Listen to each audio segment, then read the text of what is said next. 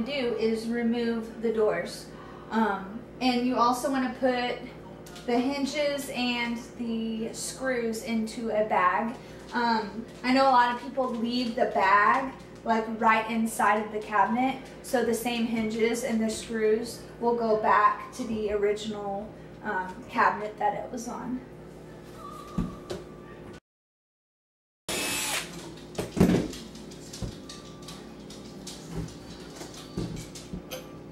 Okay, so now that I have the door off, I'm going to remove the hinges, and then since I'm going to do this process slow, I have little Rubbermaid containers that I'm going to put them in. So let me get off the hinge. I know a lot of people empty out the cabinets. I'm not. I'm going to be lazy about that one thing. Of course, I'll have to empty the drawers, but let me get some frog tape.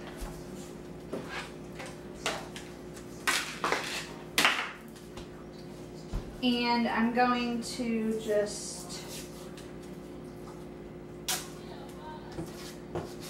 put a number 1 on the cabinet on the inside, and then I'm going to put a number 1 in the drawer, so I know 1 and 1 go together, so this cabinet won't end up here or somewhere else in the kitchen.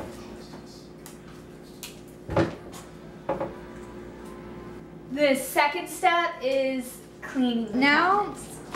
We are going to clean the cabinets. What you need is some trisodium phosphate. It comes in powder form or spray. I got the powdered form to also do my porch, clean the wood on my porch. But I would recommend getting the spray kind.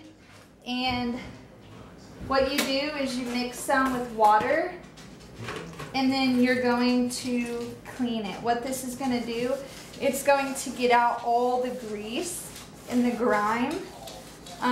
So the grain of the wood is clean, and you won't be painting over grease or grime.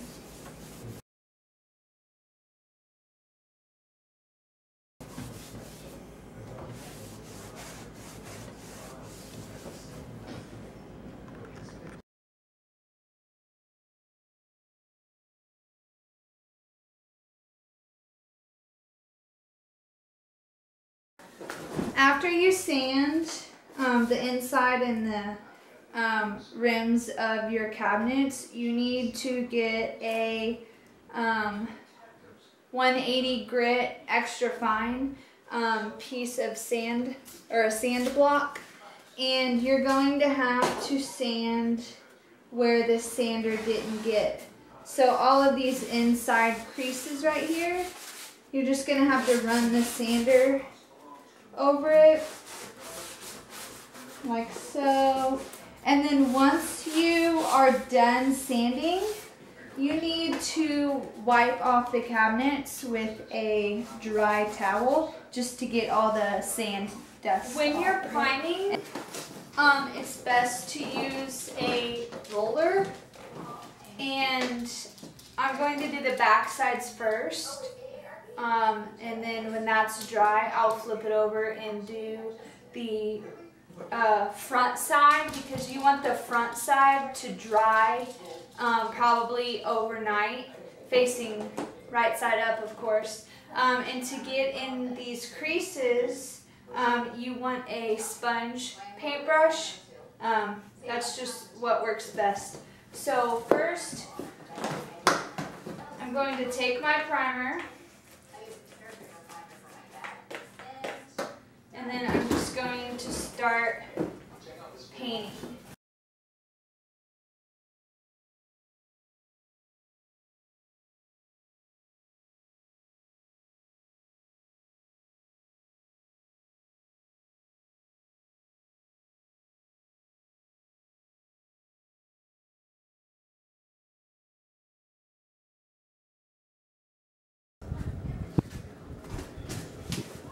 It's time to paint.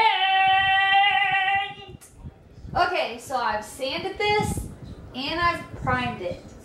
Now I can paint blue.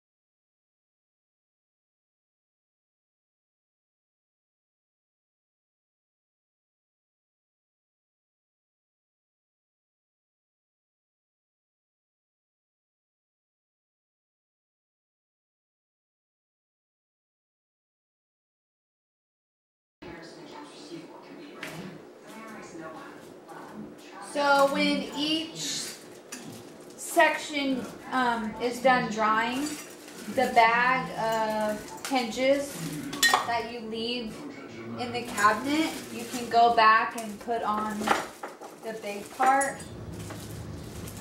So while the cabinets are still drying, you'll already be prepared. So when they're dry, you can just take the remaining screws and put on the door, and then the little felt pieces so wood won't hit wood.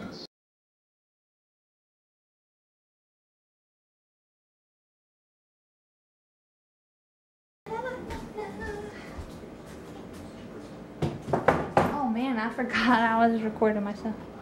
Okay. Okay, that's good.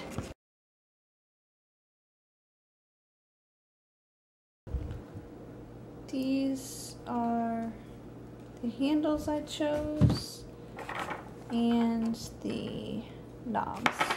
So basically what you need to do is you need to measure this out, which it's 1 foot, and then you need to measure where the holes fall. So on here it would be 3 and 5. So what I did, wait, let me see. 3 and 5. Okay, so 5 and 8 would be centered. So what I did is I made sure, lined up the holes with my dots to make sure.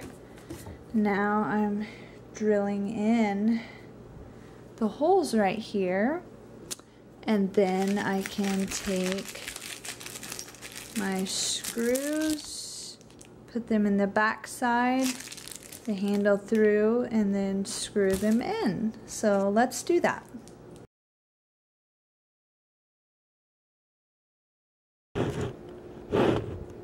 Okay, so had to go even bigger.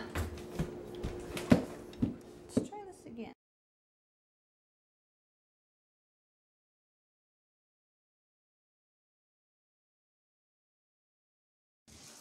For this application, I've made this piece of cardboard with a hole in it based off where I want one of mine. So I line up the bottom and then I flip this corner. So then when I go to this side, the hole will mirror it. So all the holes and knobs on each door will be in the exact same place. They sell a tool, a plastic tool, and I forgot to pick it up today, so I'm really anxious and ready to finish this project, so I made my own. I would suggest, okay, so I just held on with my thumb to the back of the screw, focusing, and then I just tightened it, and there's my knob. So I'm going to make a hole with my paper on this side.